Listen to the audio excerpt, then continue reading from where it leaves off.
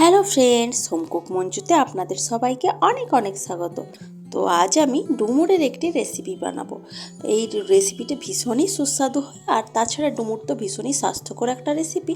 তো এটাকে এরমভাবে যদি সুন্দর করে রান্না করে খাওয়া যায়, তার সাথে সাথে টেস্টও যেমন ভালো হয় আর স্বাস্থ্যের জন্য ভীষণই ভালো ডুমুর। তো দেখুন, এখানে আমি ডুমুর নিয়েছি কয়েকটা। তো কয়েকটা আমি নিয়ে ডুমুর এখনও অনেকটাই আছে পরিমাণে, তো কয়েকটা নিয়ে আপনাদেরকে কেটে দেখাচ্ছি যে ডুমুরটা কিভাবে আমি কেটে নেব।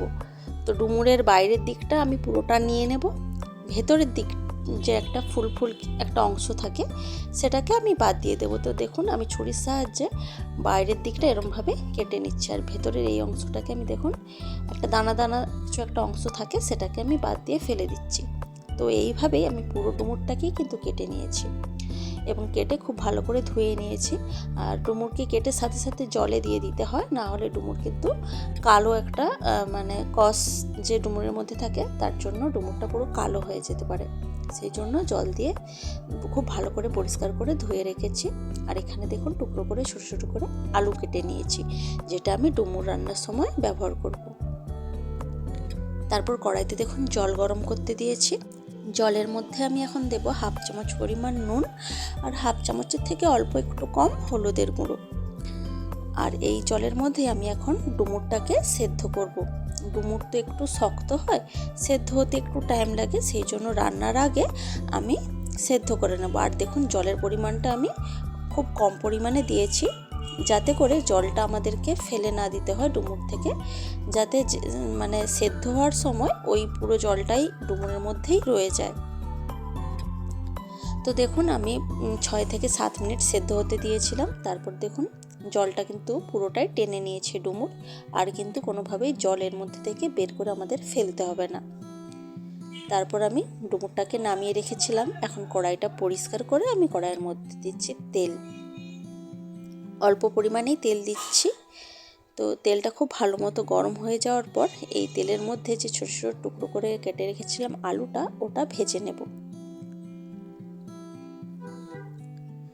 তো আলুটা একটু নেড়ে চেড়ে নিচ্ছি। এখন এই আলুর মধ্যে আমি দিয়ে দেব সামান্য পরিমাণ নুন আর সামান্য হলুদ। এখন নুন আর হলুদ দিয়ে আলুটাকে ভেজে নেব। একটু লালচে করে আলুটাকে ভাজবো, তাহলে রান্নাটা খেতে ভালো লাগবে। আর দেখুন, তেল কিন্তু আমি খুবই অল্প পরিমাণে ইউজ করেছি, যাতে ডুমুর ভীষণই স্বাস্থ্যকর একটা সবজি, সেই স্বাস্থ্যগুণটা যাতে নষ্ট না হয়ে যায়, সেই জন্য এই রান্নাতে আমি খুব অল্প পরিমাণে তেল ইউজ করব। তো হালকা লালচে হয়ে যাওয়ার পর আমি আলুটাকে তুলে রেখেছি। এখন ওই কড়াইতে আবার সামান্য পরিমাণ আমি তেল দিলাম। এখন যে ডুমুরটা সেদ্ধ করে রেখেছিলাম, সেই ডুমুরটাকে আমি এই তেলের মধ্যে ভেজে নেব। যদি কেউ চায় তাহলে না ভেজেও ডুমুরটাকে রান্না করতে পারে, সেদ্ধ করার পরই কিন্তু রান্না করতে পারে। কিন্তু সামান্য তেল দিয়ে যদি একটু ভেজে নেওয়া যায়, তাহলে খেতে অনেক বেশি ভালো হবে। ডুমুরের মধ্যে এখন আর আমি কোনো রকম নুন হলুদ দিলাম না, কারণ সেদ্ধর সময় আমি নুন হলুদ দিয়ে রেখেছিলাম। তো অল্প পরিমাণ তেলের মধ্যে আমি একটু নাড়াচাড়া করে ডুমুরটাকে ভেজে নিলাম। এখন ডুমুরটাকে তুলে রাখছি। আবার এই কড়াইতেই দেখুন সামান্য পরিমাণ আবার তেল দিলাম। এই তেলের মধ্যে এখন আমি ফোড়ন দিচ্ছি। ফোড়ন হিসেবে দিচ্ছি একটা শুকনো লঙ্কা, দুটো তেজপাতা আর সামান্য গোটা জিরে। এই ফোড়নগুলো দেওয়ার পর ফোড়নটা থেকে খুব সুন্দর একটা গন্ধ বের হয়ে আসবে। সেই গন্ধটা বের হয়ে যাওয়ার পর আমি এই ফোড়নে 1 চামচ মতো আদার বাটা দেব। আদার বাটাটা একটু নেড়ে চেড়ে নিচ্ছি।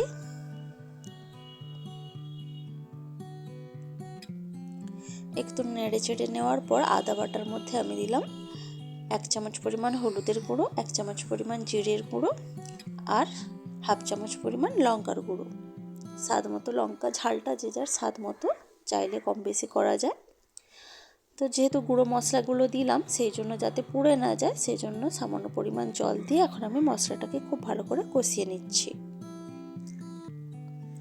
যাতে মশলা থেকে কোনো রকম কাঁচা গন্ধ না বের হয়। যেহেতু আমি আদা বাটা দিয়েছি, সেই জন্য মশলাটাকে একটু ভালো করে কষিয়ে নিলে আদা বাটার সেরকম কোনো কাঁচা গন্ধ বের হবে না। তো মশলাটাকে কষিয়ে নেওয়ার পর একটা টমেটো গ্রেট করে আমি দিয়ে দিলাম। এখন আবার মশলাটাকে আমি ভালো করে কষাবো। মশলাটা যতটা ভালো করে কষানো হবে রান্নাটা কিন্তু খেতেও ততটাই ভালো হবে।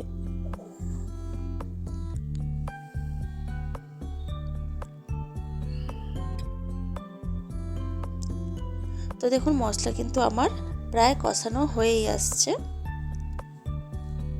এখন আমি যে ভেজে রেখেছিলাম আলুগুলো, সেই আলুটা দিয়ে দেব, আর তার সাথে যে ডুমুরটা ভেজে রেখেছিলাম সেই ডুমুরটাও দিয়ে দেব। এখন এই মশলার সাথে আলু আর ডুমুরটা খুব ভালো করে মিশিয়ে হালকা কষিয়ে নেব।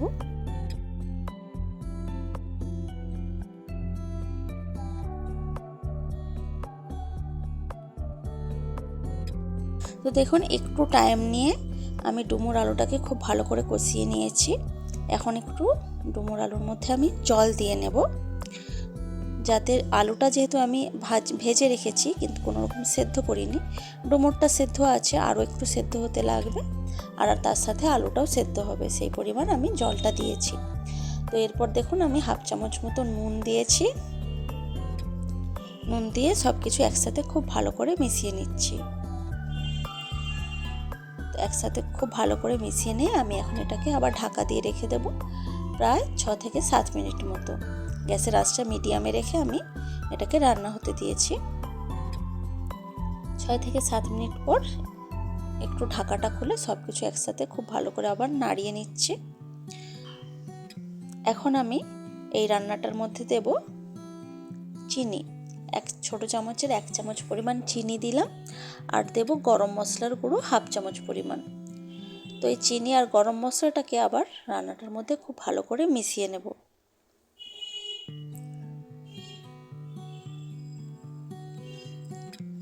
তো হালকা এরকমভাবে মিশিয়ে নিয়ে আমি এটাকে আবার 1 থেকে 1.5 মিনিটের জন্য ঢাকা দিয়ে রাখছি, যাতে চিনিটা খুব ভালোভাবে গলে সমস্ত রান্নাটার মধ্যে মিশে যায় এবং গরম মশলাটাও গন্ধটা খুব ভালোভাবে রান্নাটার সাথে মিশে যায়। তো 1 থেকে 1.5 মিনিট পর ঢাকা খুলে আমি আবার একটু নাড়িয়ে চাড়িয়ে নিচ্ছি, আর এরপরই কিন্তু আমার রান্না একদমই রেডি। ভীষণই সুস্বাদু হয় এবং ভীষণই স্বাস্থ্যকর এই রেসিপি ডুমুরের। তো দেখুন রেসিপিটি দেখতে তো খুবই সুন্দর হয়েছে, খেতেও কিন্তু খুবই ভালো হয়। ভাত, রুটি বা পরোটার সাথেও কিন্তু এই রেসিপিটা খুব ভালোভাবেই খাওয়া যায়, আর আপনারা কিন্তু অবশ্যই বানিয়ে দেখবেন। তো রেসিপিটা কিন্তু দারুণ হয় খেতে। তো রেসিপিটা আপনাদের কেমন লেগেছে সেটা কিন্তু অবশ্যই আমাকে কমেন্ট বক্সে জানাবেন। ভালো লাগলে লাইক, কমেন্ট, শেয়ার করবেন প্লিজ, আর চ্যানেলটি সাবস্ক্রাইব করে আমার পাশে থাকবেন। তো আজকের ভিডিওটা এ পর্যন্তই থাক। দেখা হচ্ছে অন্য কোনো দিন অন্য কোনো ভিডিওতে অন্য কোনো রেসিপির সাথে। তো আজকের মতো টাটা, বাই বাই।